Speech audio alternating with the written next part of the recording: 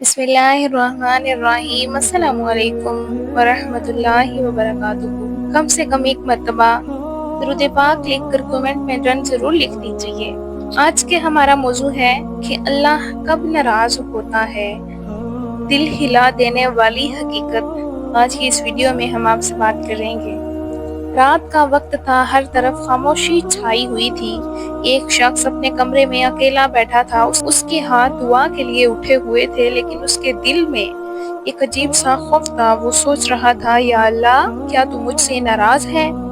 ये सवाल सिर्फ उस शख्स का नहीं, हम सब का है। हम सब कभी न कभी ये महसूस करते हैं कि हमारी दुआएं कबूल क्यों नहीं हो रही, दिल को सुकून क्यों नहीं मिल रहा, जिंदगी में बरकत क्यों नहीं है। क्या ये सब इसलिए है कि कहीं अल्लाह हमसे नाराज तो नहीं? आज की इस वीडियो में हम इस राज को खोलेंगे। हम जानेंगे अल्लाह कब नाराज होता है, किन गुनाहों से बचना जरूरी है, और सबसे अहम सवाल, अल्लाह को कैसे राजी किया जाए। सबसे पहली और ख़तरनाक वजह जो अल्लाह को नाराज़ करती है वो है गुनाहों को मामूल बना लेना। इंसान से गलती हो जाना ये फितरती बात है, लेकिन जब गुनाह आदत बन जाए और दिल में कोई शर्मिंदगी ना रहे तो यही असल ख़तरा है। आज हम देखते हैं झूठ बोलना आम हो गया है, ग़ीबत करना, मजाक आम हो गया है, हराम चीज़ों को चलता कह दिया जाता है, और उससे बड़ी बात, हम कहते हैं अल्लाह तो गफूर रहीम है। जी हाँ, अल्लाह माफ़ करने वाला है, लेकिन वो इंसाफ करने वाला भी है। जब बंदा बार बार गुनाह करे और तौबा भी ना करे तो ये अल्लाह की नाराज़गी का सबब बनता है। नमाज सिर्फ एक इबादत नहीं, ये अल्लाह से बात करने का ज़रिया है। जब आप सजदे में जाते हैं तो आप अल्लाह ताला के सबसे करीब होते हैं, लेकिन जब कोई शख्स नमाज छोड़ देता है या सुस्ती करता है तो वो अपने रब से दूर हो जाता है। सोचें, अगर कोई दोस्त आपको रोज बुलाए और आप कभी जवाब ना दें तो वो नाराज नहीं होगा, तो फिर अल्लाह क्यों नहीं होगा? वालिदैन का दिल दुखाना, एक शख्स नफल इबादतें करता है लेकिन अपने वालिदैन से बदतमीजी करता है तो उसकी इबादत का क्या फ़ायदा? माँ बाप की खिदमत इस्लाम में बहुत बड़ी नेकी है। अगर आप माँ से ऊंची आवाज़ में बात करते हैं, बाप की बात नज़रअंदाज करते हैं, तो याद रखें ये अल्लाह को सख्त नापसंद है। तकब्बुर सबसे खतरनाक गुनाह, तकब्बुर वो गुनाह है जिसने शैतान को हमेशा के लिए बर्बाद कर दिया। जब अल्लाह ने हुक्म दिया तो उसने कहा, मैं बेहतर हूँ। यही जुमला उसकी तबाही बन गया। और आज हम भी यही कहते हैं, अपनी दौलत पर फख्र, अपनी खूबसूरती पर गुरूर, अपनी अक्ल पर तकब्बुर, लेकिन हम भूल जाते हैं ये सब अल्लाह की दी हुई नेमतें हैं। हराम रिस्क का असर, हराम कमाई सिर्फ दुनिया को नहीं, आखिरत को भी बर्बाद करती है। ऐसे लोग रिश्वत लेते हैं, धोखा देते हैं, झूठ बोल कर कमाते हैं और फिर कहते हैं हमारी दुआ कबूल क्यों नहीं हो रही, क्योंकि हराम रिस्क दुआ को रोक देता है।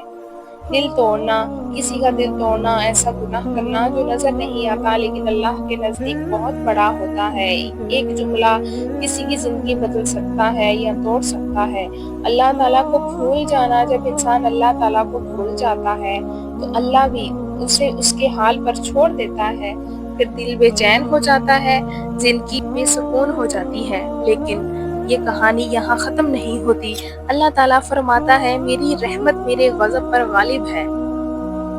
अगर आप सच्चे दिल से तौबा करें, अपनी गलती मान लें, तो अल्लाह सब कुछ माफ़ कर देता है।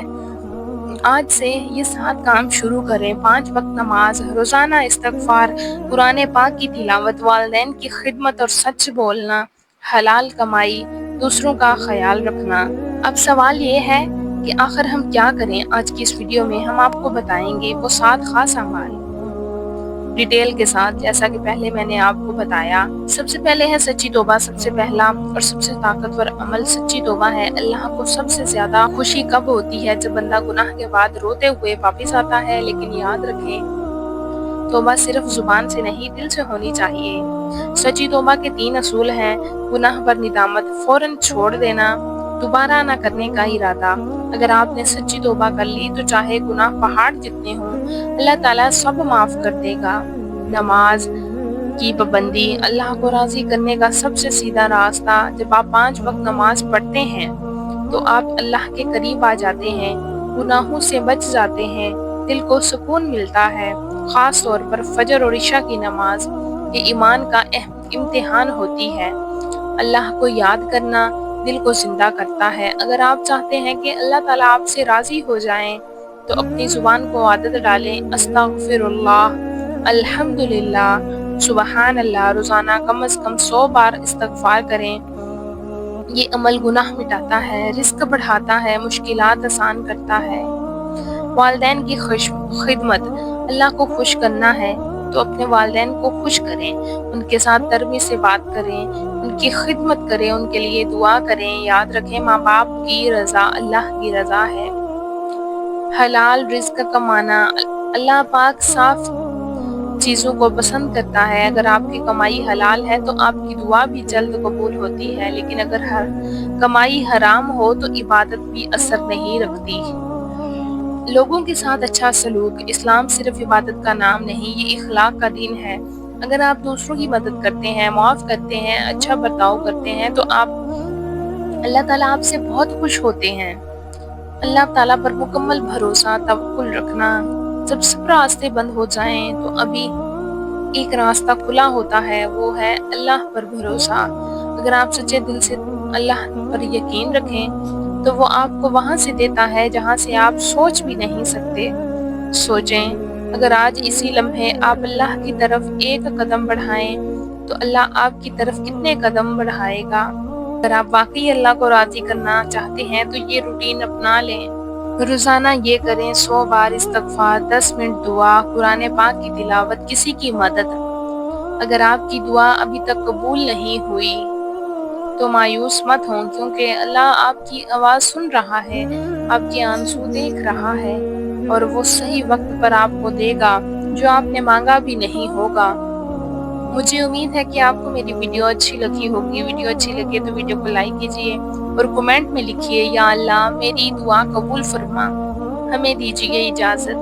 اللہ پاک ہم سب سے راضی ہو جائے۔ آمین یا رب العالمین۔